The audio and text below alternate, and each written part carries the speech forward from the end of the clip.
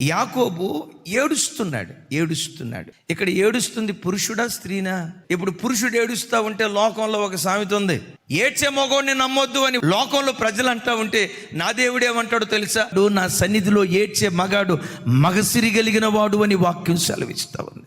ఏడ్చే మగోడు ధన్యుడు. ఇంకా నన్ను అడిగితే ఏడ్చే మగాడు మగసిరి కలిగినోడు. ఎక్కడ ఏడ్చే ఏడ్పు? దేవుని సన్నిధిలో ఏడ్చే మగాడు మగసిరి కలిగిన వాడని దేవుని యొక్క వాక్యం అంటుంది. యాకోబు ఏడుస్తున్నాడు. ఒకవైపు తన మోసపూరితమైన జీవితాన్ని బట్టి, రాబోయే కాలంలో జరగబోతున్న పొంచి ఉన్న ఏశావు రూపంలో ఉన్న ప్రమాదాన్ని బట్టి యాకోబు ఏడుస్తున్నాడు. విచిత్రం ఏంటో తెలుసా? ఆ ఏడ్పును ఆకాశమందలి దేవుడు చూసి గగనాన్ని చీల్చుకొని బేతేలు యొద్దకు దేవుడు దిగివచ్చాడు.